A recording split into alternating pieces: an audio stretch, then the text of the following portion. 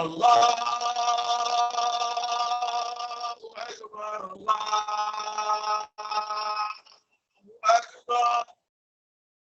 Ashhadu an la ilaha illallah.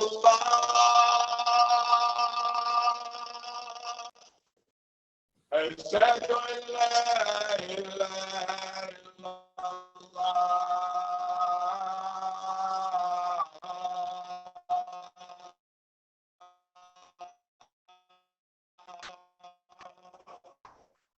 Ashhadu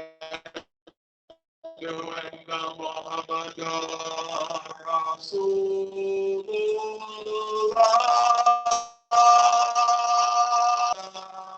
Muhammadan Rasulullah. Hayya ala salah, hayya ala salah,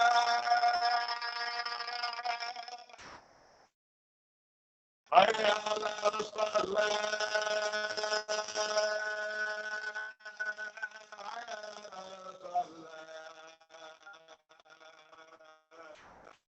Allahu Akbar, Allahu Akbar.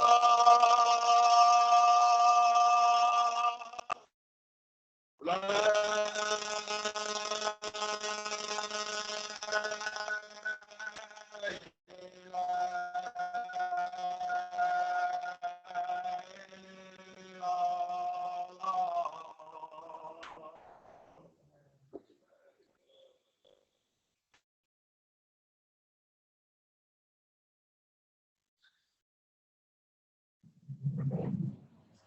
نحمده ونصلي على رسوله الكريم أما بعد أعوذ بالله من الشيطان الرجيم بسم الله الرحمن الرحيم السلام عليكم ورحمة الله وبركاته. My dear brothers and sisters, Jazakallah khair for having me here. Our dear brother Imam reached out to me a little while back and asked me to come and dedicate this khutbah to the pandemic. And so I'm going to talk to you about the pandemic. I'm hoping that we are mostly through the pandemic now. But as I present this information to you, I want you to understand the perspective that I have. Okay? And that is important because there are various perspectives. Not everybody may agree with everything. So I'm a healthcare professional. I work in virtual health system in the corporate office as an administrator. And in this way, I have been involved with healthcare businesses in various roles for the last 31 or 32 years of my life. I am also on the board of the Islamic Society of Chester County for a long time. I'm the principal of the Islamic school there. And I also am on the rotation to Jumu'ah February on a regular basis. I also volunteer my time at the ISTBS, mosques, and other places. But also the perspective I have, maybe not in agreement with everything you think, not in agreement with some of the things that the media says, but I want you to just know the perspective I'm giving, because I think that background is important. Allah subhanahu wa ta'ala says in the Quran in Surah وَلَنَبْلُوَنَّكُمْ بِشَيْءٍ مِنَ الْخَوْفِ وَالْجُوعِ وَنَقْصٍ مِنَ الْأَمْوَالِ وَالْأَنفُسِ وَالثَّمَرَاتِ وَبَشِّرِ الصَّابِرِينَ الَّذِينَ إِذَا أَصَابَتْهُم مُّصِيبَةٌ قَالُوا إِنَّا لِلَّهِ وَإِنَّا إِلَيْهِ رَاجِعُونَ.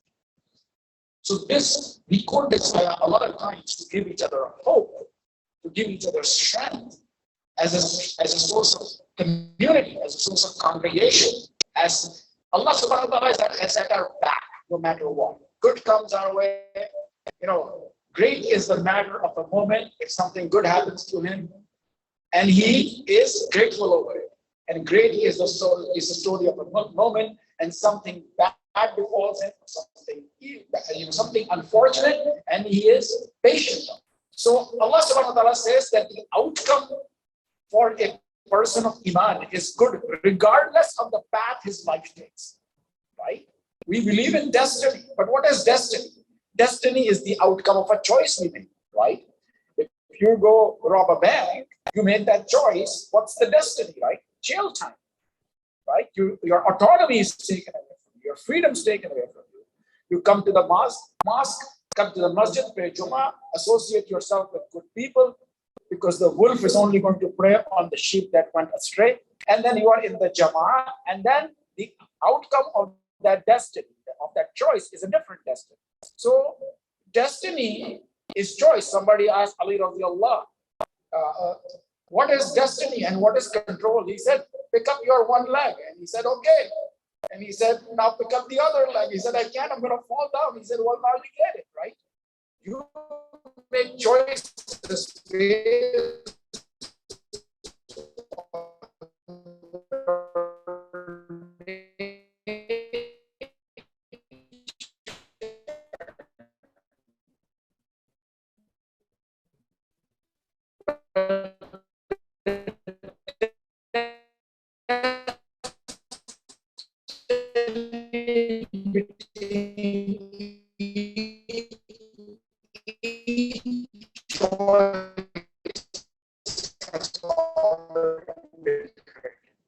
but you do have control over the choice.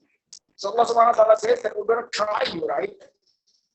With with fear, with joy, with hunger, loss of your soul, your life, of crops. And one storm comes, but the best people who are going to be steadfast in their steadfastness. Calamity befalls them, they say, or whatever befalls them, they say, indeed, I came from the fundamental and the base within the human context, and especially in the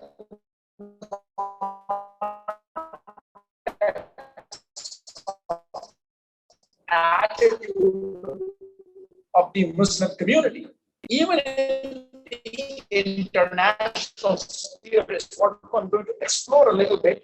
And then the public interface, their reactions, but we also have to think in this month I belong to, and as a collective Muslim brotherhood in the world, and what ripples, what reverberations, what reflections, what tsunamis it carried through in the world because of that. So we know that the pandemic started, everybody says, in the November of 2020 in Wuhan. But the reality is when the investigation was done, we found that it had started in Hubei a month before that, in October. Okay? And it disrupted human life. Allah subhanahu wa ta'ala created humanity to have the ability to do two things, right? The mammalian, insan, human being, insan is on fitra, right? Is on the nature. And the nature drives us to do three things, right? One is that we are all creatures of habit. We like routine. We like a certain path. We like normalization, right? So when my office was at Our Lady of Lords, I inevitably 90% of the time came for my Jumu'ah here, or I went to the masjid, which is about a couple of blocks from me. But unless I was delivering the khutbah somewhere else, which happened many times. But as it happened, my life was disrupted and my office moved to a different location, right? And now sometimes I'm in Cherry Hill with John, and sometimes I'm in Voorhees with Yusuf, and sometimes I'd go see Niaz Hannan in Palmyra, who's now moved to North Central Jersey, and sometimes I'd be in Westchester. So human beings like a pattern, because inside us, there is a rhythm, the circadian rhythm, right? The fact that you sleep at night, the fact that you wake up in the morning, the fact that you need to use the restroom at a certain time, the fact that you like your coffee black or only from Wawa, or you like your mac and cheese from a certain place, or you like to put red pepper or crushed pepper on your pizza. Those are all built into our system. That whole circadian rhythm is the code that drives us into modes and patterns and habits, right? Sometimes I see my son, he picks up something and somebody comes and tells me, oh my God, when you were a kid, my older sister said, you used to do the same thing. So there's genetics, but also he does it every day. Maybe he either follows me or he developed his own pattern, but he has a routine and a habit. And one day there's a disruption and the school bus doesn't come, or his mother is not well and he has to take the school bus. And now suddenly that human beings don't like that. Okay, the second avenue that human beings are programmed for, that's the mammalian brain that also created on fitra, is they like autonomy and control. Whose life is this? Whose body is this? It's Allah subhanahu wa ta'ala's, right? So if I use his property against his will, what am I doing? So kufr is not saying, oh, I believe that Ram is God or Krishna is God, right? Kufr is not saying that Sri Ram is God or Shankar is God. Kufr is denying the truth that this body and mind and soul and life belongs to another owner. And I can't really use this against the will of that owner. But within that freedom, if somebody tells you, I want you to subscribe, somebody came to me 25, 30 years ago and said, I want you to subscribe to a club. And whenever you buy from that club, you'll get a 20% discount. But this is the catalog you have. And everything you buy, every purchase you're going to make is going to be through this, right? Everybody knows Amway. And I immediately said, whoa, I'd rather spend the 20% and go buy what I want at Walmart or wherever I shopped when I was in my 20s, right? American Eagle. Because I wanted the control and the autonomy. And that's why a jail is a punishment. Your autonomy is taken away. Somebody tells you when you can go to the bathroom. Somebody tells you when you can eat, right? It's indignity of the loss of control. But within the control that we have, the life that we have to live is in the obedience, right? The property that somebody gave us, he's going to tell us what we're going to do, and we're going to follow it. But we don't like other human beings or institutions to tell us, and that is fine. As long as you are with the Jama'ah, you're fine in the will of Allah subhanahu wa ta'ala. So human beings like patterns, and they like autonomy and control. And then the third thing they like, they have a strong desire to socialize, okay? To be a Jama'ah, to be a congregation, to be together. It's very important for people to have Jummah together. It's very important for people to have Taraweeh together, right? That's another discussion, right? They forget the Isha and the Fajr, but it's important for them to have the Rawafid and the Nawafil together. But it's important. And when we collaborate in the congregation, for example, I'm friends with this brother. I invite him to educate my Sunday school teachers. Once a year, he comes and does a full day seminar. That collaboration is like putting fuel, like gasoline on fire. I mean, we love it. It gives us this high. And so the pandemic came and suddenly the life was disrupted, right? A routine was broken. I had to wear a mask. I had to wear an N95 for months. I had to go swap. I had to work 12, 14 hours. These things that there was a disruption in my routine. And the second disruption was that I had no autonomy. People told me when I could cough. People told me when I had to sanitize, I had to wash in, wash out, not just of a patient room, but also within the premises of the hospital. I didn't sanitize my hand every time I walked into a building. But now, not only did I have to do it, it was good for me.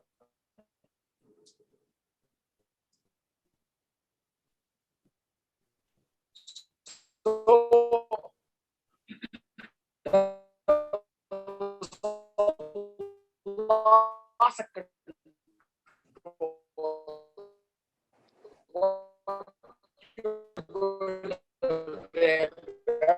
you're going to come. You can't pray. You can't pray that you got to be this far away. You can't enter here without this control. You can't have this without vaccination. You can't fly without your vaccination card. When you sit down, you have to sit in this place, you have to face the other way, right? And then the third thing was we thrive on each other. I mean, I love seeing my brothers and sisters. And when I can't see them, especially when I can't collaborate, it's difficult. My children are digitized, they're virtual. Sometimes I say, oh, you're my digital or virtual child, because you text me and send me emojis, but sometimes I don't even know what they mean. Right? Don't give me a hug and a kiss. So I need it. Because not only did they not have a family, they had nobody to collaborate. Now, in Islam, our concept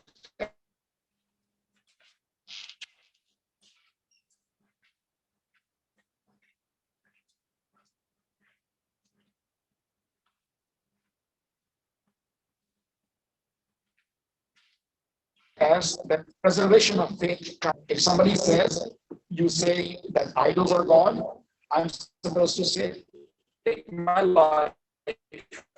I'm not going to say that. But under unusual circumstances, Allah subhanahu wa ta'ala says that the preservation of life be a dead animal or blood spilled out of the flesh of someone, it is impure. Or it be that it's but whoever is forced by necessity, your Lord is forgiving us. So Allah subhanahu wa ta'ala created a pathway in the silence of their home. Perfectly legal. We bring them here, we say, come to the Jumu'ah and announce it. When we get married, we do it in front of everybody because you create your love with Allah subhanahu wa ta'ala and two Muslim brothers of business because you want a congregation. Then the best, the Hasan, the Ahsan tariqa, the best way to do it is to do it in congregation. But all the practices in Islam can be done alone as well. So remember, they say businesses, institutions, they have to be scalable and flexible. And Islam allows you to do that. You can take your shahada, you can pray alone if you have, right? If there was a situation that demanded it, right? During the Prophet's time, right? Heavy rainfall, flooding, you could pray at home. Saudi Arabia decided that situation of Hajj in 2020 and 2021, right? You could not go for Hajj. But the congregation is always preferred. So we lost the control and the autonomy. We want to have trust in Allah subhanahu wa ta'ala, but we also want to take precautions. We want to tie our camel, right? We don't want to put ourselves in harm's way. Famous story of Abu Ubaidah bin Jarrah, like the year 639, right? They were definitely not sinners. And Allah subhanahu wa ta'ala bless their souls. So to think that if you don't follow the sanitary practices, so there were a few societal reflections or ways of thinking. There are three ways that the human mind set out in the Muslim world. One was that the pandemic is not real, it's imaginary, and people have trumped it up, and that disease does not exist. Right? There was that situation. It did happen actually all the way till the end of 2020. In 2021, those people started converting around a little bit. There was also the second group of people who said that this is a calamity and a musiba and a disaster, but will only affect non-Muslims. There were those people as well. Now remember, the Islamic perspective is that it's going to affect everybody, but the Muslims have to be patient, and only then it becomes a blessing for them, and then they have the reward of a martyr, right? You can't say it doesn't exist, but it's not going to come to you. But there were also those people who said it won't attack me, it will only attack the infidels, right? And then the third, which was the most balanced opinion, was that it is a trial. I have to come through it. I have to work through it. I have to control myself. I have to show istiqamah and sabr. But I cannot avoid the things that I can avoid. I have to take the precautions, right? So what is an epidemic? What is a pandemic? And what is an endemic disease? An epidemic is a disease that happens in a particular region or a geography. So we had some few instances in the United States or in certain countries, right? We had this. So those kind of diseases which are bound by geography are called epidemic. The diseases that cross continents, they are pan-continental, intercontinental, are called pandemics. And the diseases that happen, whether they happen in a country, a region, or internationally, but the rate of infection is predictable, we call them an endemic. So now is the time when people are saying that the pandemic is now becoming an endemic. So flu is an endemic disease. Why? Because 8% of all the people in the United States are going to get it every year. Okay, so now we're saying that this disease is an endemic. I want to do something interesting. You know how human beings evolve for species propagation? Like everybody wants to continue that generation forward. That's built into every living creature. Even the viruses. Allah subhanahu wa ta'ala created all of this. So the virus knows that the death of the host will cause the death of itself. Remember the early strains, the Delta of the British, how they killed everybody? But the strains now for the last year are not killing people. It's because the virus evolved to know that I die with the person who gets buried. So just understand that the desire to propagate and continue life is in every species that's created. Think about it. When HIV came out, everybody died from it. Medicine evolves, but the virus also evolves. How many people die from HIV now? Very few. How many people die from this plague and this disease? That's very few. Because as medicine evolves, the virus also evolves. Because the death of the host results in the death of the parasite. All right. Okay. The messenger, Muhammad sallallahu alayhi wa alihi wa sallam, when the leper came to take the pledge of allegiance, he did not shun the leper. He just took his bay'ah. He just took his oath of allegiance without physical contact. So you don't disregard people. You don't disavow people. You don't shun people.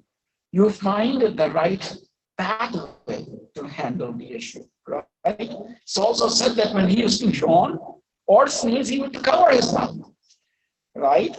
There is extreme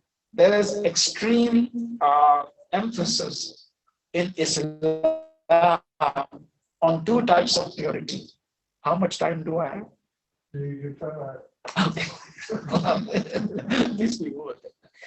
So there is extreme emphasis in Islam on cleanliness. If you pick up any book of Islam, any book of fiqh, right? Some of you who are here know much better than me. I know that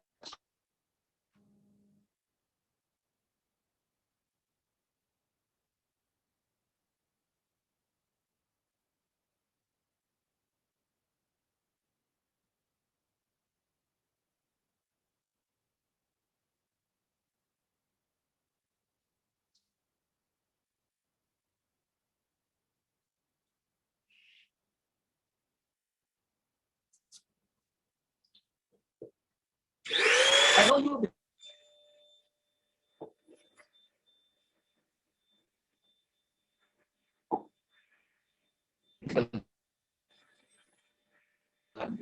You bathe, you wear nice clothes.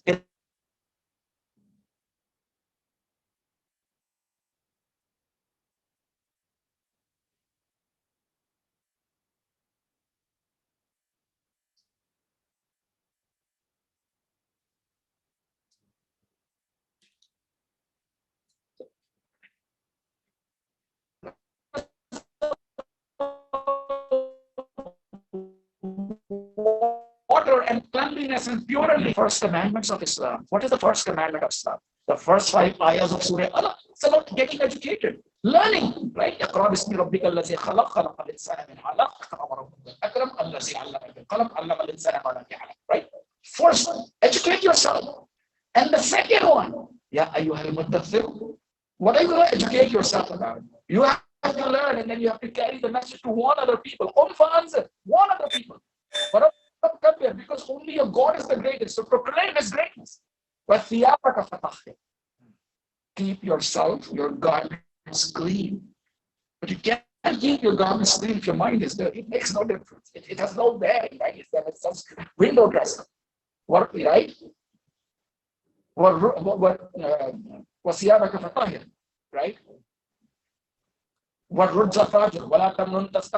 Right? All the, they say everything I needed to learn, I learned in kindergarten.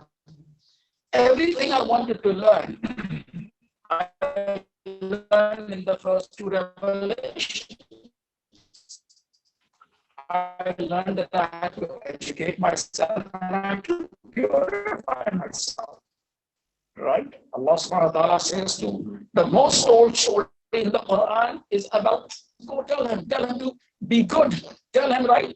So tell him to purify himself, right? Tell him to go purify himself. Did he not have access to water? Did he not have nice clothing? Did he not have the ability? But there's a hodgepodge.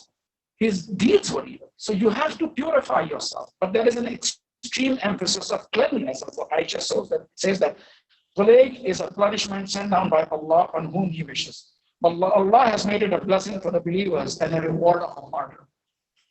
When somebody was sick, the Holy Prophet would go, La basa tahur, inshallah. In this Sickness, there is suffering, a source of sin. Why destined to get sick? And you've chosen all the right things. You may have cleansed yourself. How many people wash their hands and wear told clothes and sat in the house with the doors locked and still got sick? Some of my friends my age died. Good friends that I grew up with, good friends that I went to the university with, and it hit home to me then. That you could take precautions, but what's going to happen is going to happen. It doesn't mean you don't take precautions. It just means that there are things that are beyond human control.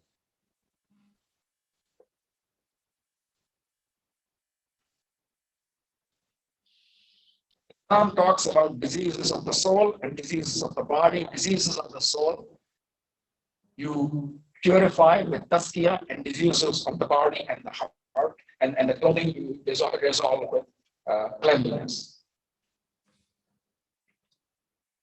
So is there a concept of quarantine in Islam for disease prevention, right? Now we'll talk about the famous incident of Umar radiallahu going to Jabiya or Sarur and talking to Abu Ubaidah in Jarrah. But clearly, before we get to that story, there are at least two different chains of narration, right? Abdullah bin Abbas and also Amr bin Sa'd bin Abi Waqas that narrate the same hadith, which Abdul Rahman bin Auf quoted at this famous incident, that if plague is present in a land, do not enter it, right? If plague is present in a land, we don't enter it. And if you are in a land where plague is, you do not leave. So this is the concept of quarantine, because you could be a silent carrier. You could be a silent carrier. You could be carrying the disease without being symptomatic.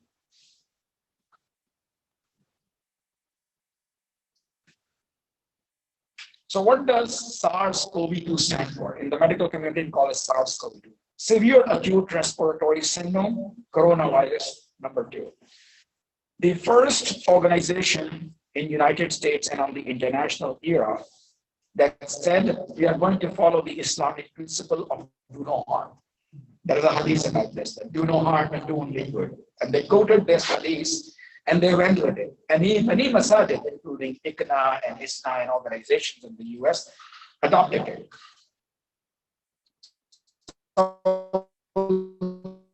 Arabia, first plane, place on Hajj, then on Umrah, and then on all religious travel.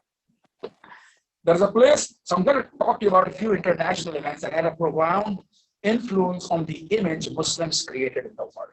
There's a place in Iran called Qutb, and people go to do ziyarah, like visitation of Imam Ali Raza, the 7th Imam, his sister Masuma Fatima, the innocent Fatima, that's what it means. She's buried there. And this is a city of 1 million, 1.2 million people. And 20 million people gather there at a certain time in the year. And there are highways coming into the city from 20 different provinces.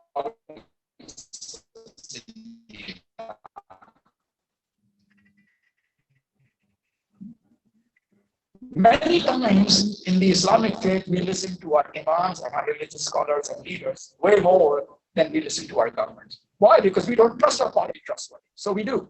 So the Plan of Qum means the place of Qum. When we say in our language, in my language, we put the Istan afterward, like Tajikistan, Turkmenistan, Kazakhstan. In Iran, they put the Istan in front. So the place of Qum, 20 million people gathered because the cleric said that this was for the infidels, that they were protected and they could get together in a congregation.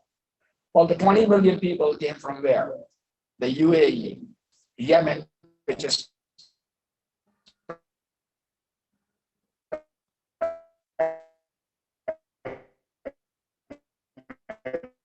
Shia, right? Iraq, influence of the Shia faith. So I'm not other mistakes too, but this caused a huge international hue and cry that Muslims are spreading the disease by not following sanitary practices. So the impression it created was very difficult to manage on the international scene. Jamaat Tabligh, and early on in my life, I was a part of it, and I value the work they do, and I'm very impressed at the dedication that they carry. There was a much smaller meeting near Kuala Lumpur, 16,000 people from all the surrounding countries came there: Indonesia, Malaysia, Thailand, Brunei, Singapore, Vietnam. And this became a source of infection.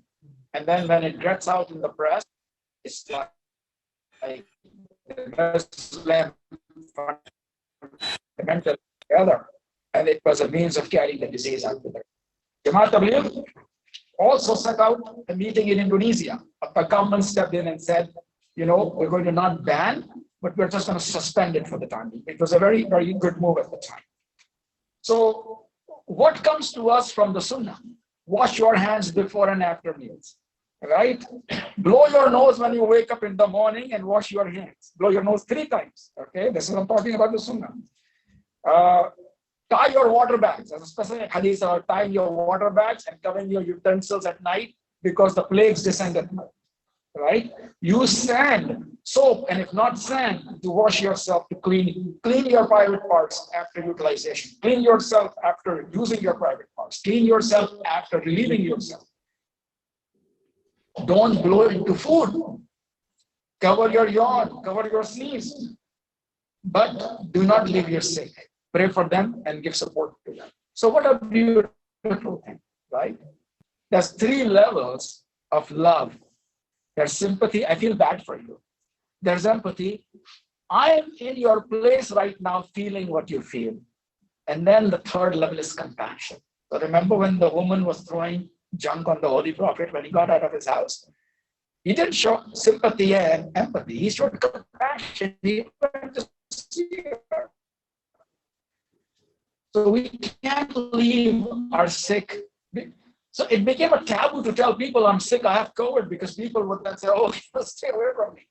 We shouldn't have this fear of declaring that we are all lives and we have to straddle together to create that balance.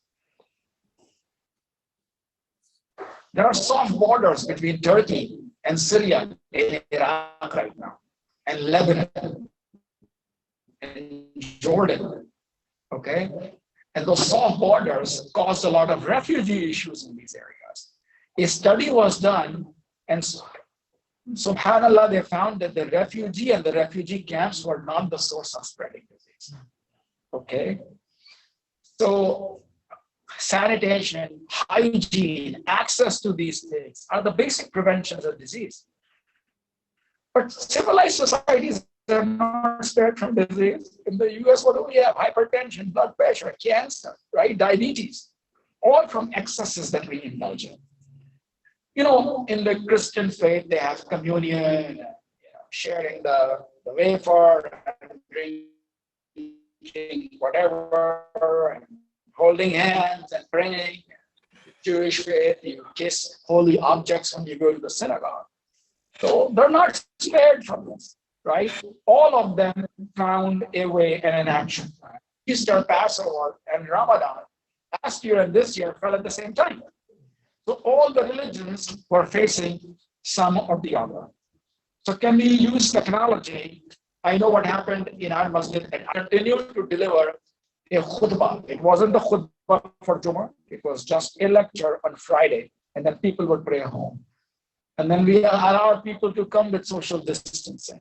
And finally, we allowed people to come, and we recontinued our family activities, our family halaqas. So that was and I know a similar path was followed here because I had conversation with the imam. So we cannot direct our energy into the negative. We have positive, into supporting the vulnerable, supporting the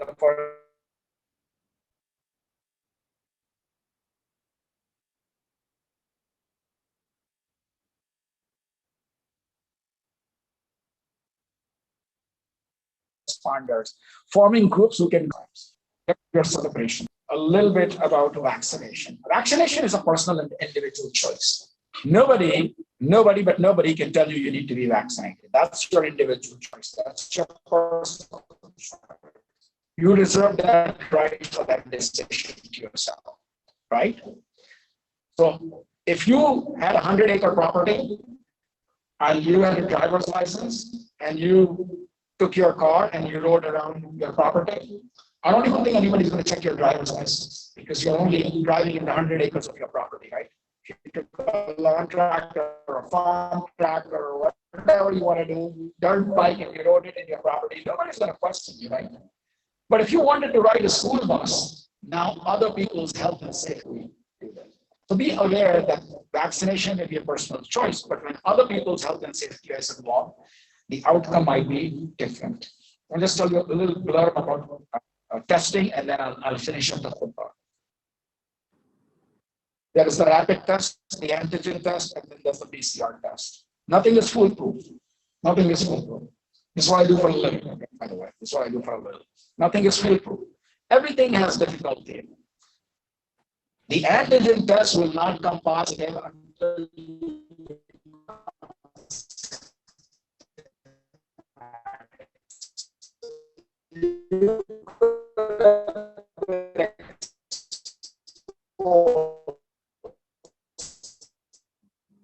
3 days ago, 4 days ago, 5 days ago, scratchy throat and Omicron is sensitive, but you could be positive up to 60 days after you had the virus. In our health system, if somebody has a positive and then you don't test them for 90 days because they could be positive from a previous, virus hanging in their system.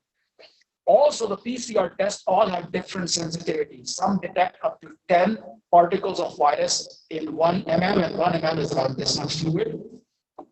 And some detect 160 particles of virus in about this much. So if somebody comes to me, I get this question all the time. You guys did my test, I was positive, I went to CVS, I did the test, I was negative, I'm going to sue you. Okay. Your test is positive for the sample you gave on that time for the machine you tested you on. The easy way to do it is, you just choose the machine that has a high tolerance. It means it will call more negative. So the technology is not perfect. It's there as a guide. But when care providers ignore the symptoms and the situation and the condition and rely only on a test, there's all kinds of difficulties. Okay. So the last part of my khutbah, there was the Bubonic Plague that lasted over a century. It burst here, spread out here, it went down, it was curtailed, and then it happened even there.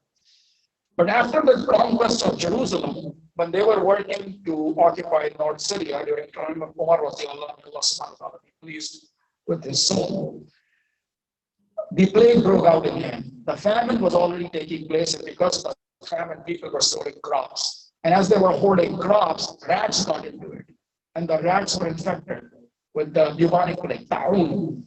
And so then the rats infected the human beings. And so Umar radiallahu wrote a letter to, and the order of events based on whose tariq, whose history you read, might be slightly different. Umar radiallahu sent a letter to to Abu Ubaidah bin Jarrah, who was the commander of the Muslim army during the time of Abu Bakr Siddiq. He had appointed Khalid bin Walid, but there was an impression that all the victories were due to Khalid bin Walid. So when Umar became Khalifa, he asked Khalid bin Walid to step down, and he sent Abu Ubaidah bin Jarrah. And Abu Ubaidah bin Jarrah became the commander-in-chief of the Muslim army, and Khalid bin Walid became his second in command and worked in his direction and made a lot of conquests and supported him completely. But also Shurabil bin Hasana, Muaz bin Jabal, Yazid bin Abi Sufyan, these were all commanders in different parts of Syria. So Umar radiallahu went to Syria for a visit, and he met Sa'ad bin Abi Waqqas at the point of Sarq. Some people say Sarq, some people say it was near Jariya, but it was near Sarq. And he said to Sa'ad to Abu Ubaidah bin Jarrah, why don't you come back with me? And Abu Ubaidah bin Jarrah says, this is my destiny, this is my place, I'm not leaving here. So there was a discussion whether Umar radiallahu should go forward and visit the troops or whether he should return back. So Umar radiallahu was in this two minds. So he said, call me the people of the earliest Muhajirin, the people who immigrated to Medina in the first place. And there was a different opinion whether he should stay or we should leave. If you're going to complete the mission, you need to complete the mission, or whether if there's a barrier in the place, you return back. And so there was no clear decision on what they could do. So he said, now call me the Ansar. So the Ansar came. And there was a difference of opinion in the Ansar as well. of what he should do at this place. So then he said, call me the people who converted Islam at the conquest of Makkah and then who immigrated, because all the statesmen of Quraysh were there, the statesmen. So there are two perspectives. They had the Islamic perspective, but they were also leaders of their community who thought of community and government benefit, how the state would benefit, how the congregation would have, how everybody could benefit collectively. And they said, our decision is that you should go back. Now, this discussion was taking place when Sa'ad bin Abi Waqqas, Abu Ubaidah bin Jarrah, Abdul Rahman bin Auf, all in the Ashra Mubashshara, the 10 people who've been told you're going to heaven while they were still alive. Abdul Rahman bin Auf walks in, and he said, I have heard a hadith of the Prophet that when there's a plague in a place, you don't enter it, and if you are in the place where there is a plague, you don't leave it. Umar Raziallah accepted the opinion of the Quraysh leaders and also of Abdul Rahman bin Auf and returned back. And then he wrote a letter to Abu Ubaidah bin Jarrah. And Abu Ubaidah bin Jarrah said, I have accepted my fate and destiny. So Abu Ubaidah bin Jarrah at the meeting said, are you running away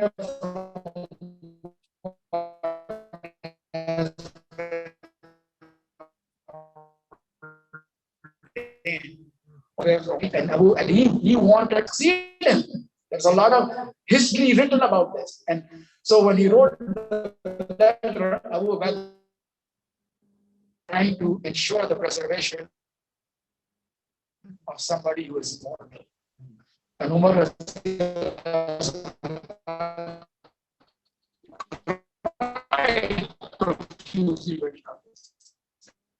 and he said his end is near. Muaz bin Jabal became the commander. He died. Muaz bin Jabal's son got the infection. He said, I'm not going to ask you to leave because now we have the clear direction and I'm not going to, it's just a trial for you. The son dies and then Muaz bin Jabal's 2 wives died and then Muaz bin Jabal dies. And then Shurabil bin Hasana becomes Abu Sufyan bin Yazid bin Abu Sufyan, and then he gets the infection. And then Shurabil bin Hassan, a very famous Muslim commander, then he gets the infection and they all die. And then Umar Raziallah is meanwhile writing to them to move. And then Amr bin As becomes the last commander and he takes the remainder of the army when 25,000 people have died and he goes into the mountains of Jadiyah. And then Umar Raziallah comes back after the plague is over and he gives scholarships and pensions and property to the soldiers who have been affected by this. So we pause and then we will terminate the khutbah after the lunch.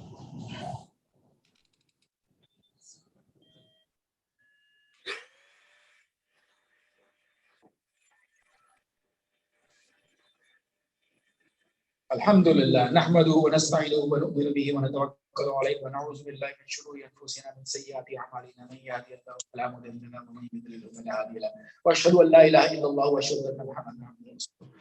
So my dear brothers and sisters, the purpose of giving this khutbah is to give you my perspective that there is destiny, life and death, and the essential decisions of our life of risk. Some of these we can't control. But we still go out every day to work, right? Because we know that there are 3 types of risk. There is the risk that's going to come to us if we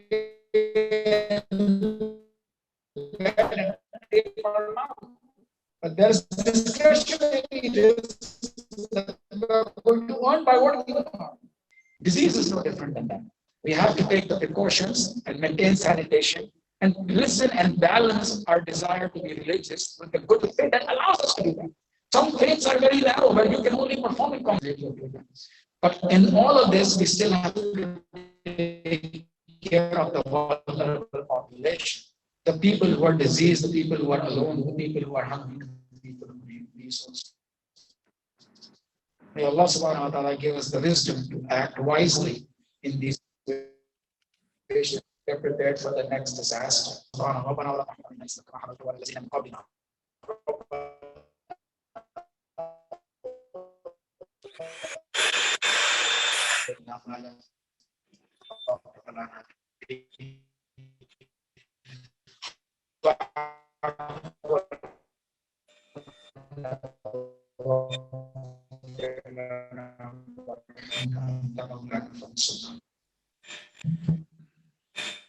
الله أكبر الله أكبر. على الصلاة الله أكبر الله أكبر.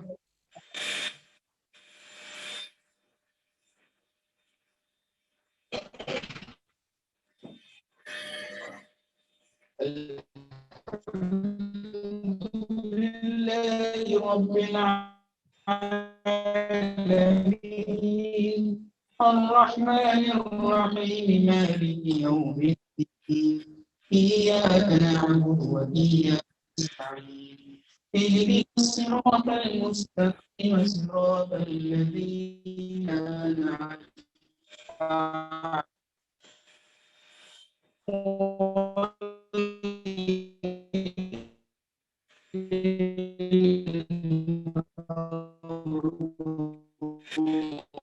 عليهم.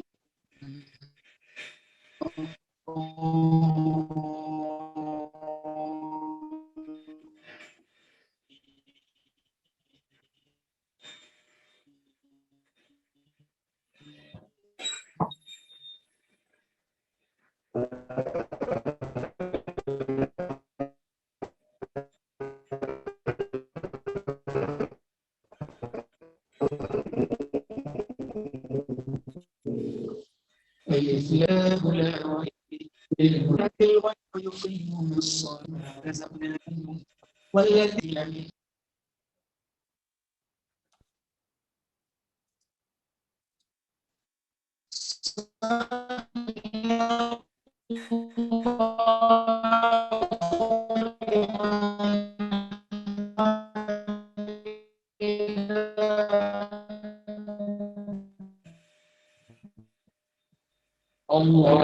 الله أكبر الله أكبر.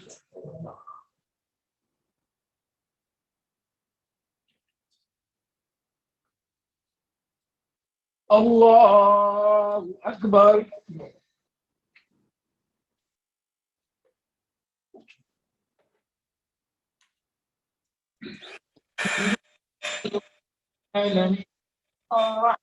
الرحمن الرحيم إياك نعبد وإياك نستعين اهدنا الصراط المستقيم الذين أنعمت عليهم غير المغضوب عليهم ولا الضالين.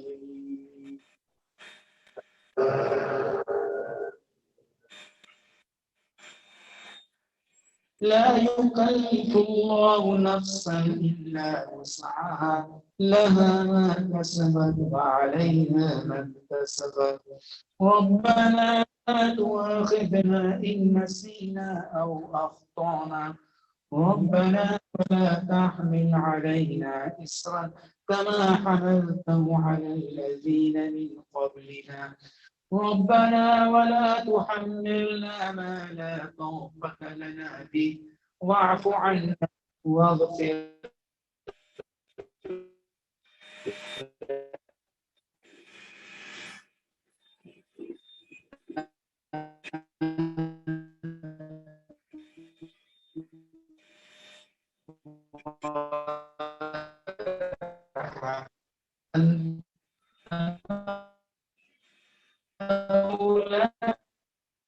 على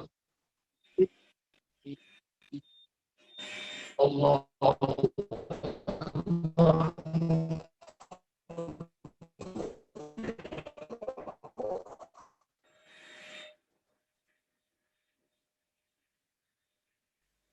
سمع الله أكبر الله أكبر.